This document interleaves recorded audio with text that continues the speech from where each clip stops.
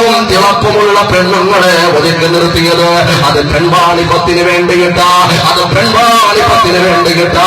മാംസക്കച്ചവടം നടത്താൻ ചുംബന സമരത്തിന്റെ പോസ്റ്റർ പിടിച്ചപ്പോൾ അത് കാണാൻ പോയ ചെറുപ്പക്കാരാ, അതിനെ സപ്പോർട്ട് ചെയ്ത സഹോദര, ഞാനൊന്ന് ചോദിക്കുന്നു, അതിനെ പ്രതികൂലിച്ചും അനുകൂലിച്ചും പലരും പറഞ്ഞപ്പോൾ, അതിനെ പ്രതികൂലിച്ച് പറഞ്ഞവർ അവർക്കിപ്പോഴും നേരം വളർത്തിട്ടില്ല, അവരുടെ തിയറികളൊന്നും ശരിയല്ല, അവർക്കിപ്പോഴും സൂര്യൻ ഉദിച്ചിട്ടില്ല, അവര് പരിഷ്കാരങ്ങളെ ഇഷ്ടപ്പെടാത്തവരാണെന്ന് പറഞ്ഞ് പല മുസ്ലിം നാമധാരികളെ അടച്ചാക്ഷേപിച്ചപ്പോൾ എത്രയോ ചാനലിൽ ഈ വ്യഭിചാരത്തിന് കൂട്ടുനിന്ന പെണ്ണ് കച്ചവടം സ്വന്തം പ്രിയപ്പെട്ട ഭാര്യയെ പറയപ്പെടുത്തി പണമുണ്ടാക്കാൻ വേണ്ടിയിട്ട് ഓടി നടന്ന ഈ രാഹുൽ പശുപാലൻ എന്ന് പറയുന്ന തെമ്മാടിക്ക് കൊടി പിടിച്ച ചാനലുകാരോട് ഞാനൊന്ന് ചോദിക്കട്ടെയോ, ആണത്തമുണ്ടോ, ചങ്കൂറ്റമുണ്ടോ, സത്യസന്ധതയുണ്ടോ, നിഷ്പക്ഷതയുണ്ടോ?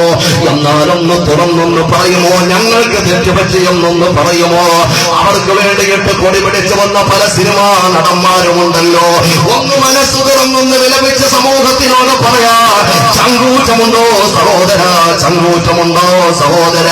അറിയുമോ, ആ രാഹുൽ പശുപാലകരെന്ന് പറയുന്ന ചെറുപ്പക്കാരന് കൈരളി ചാനൽ വന്നിരുന്നപ്പോ ജോൺ ബ്രിട്ടാസ് ചോദിച്ചില്ലയോ, എന്റെ പ്രിയപ്പെട്ട സഹോദരങ്ങളെ, മറ്റൊരു ചാനലിൽ മറ്റൊരാൾ ചോദിച്ചില്ലയോ?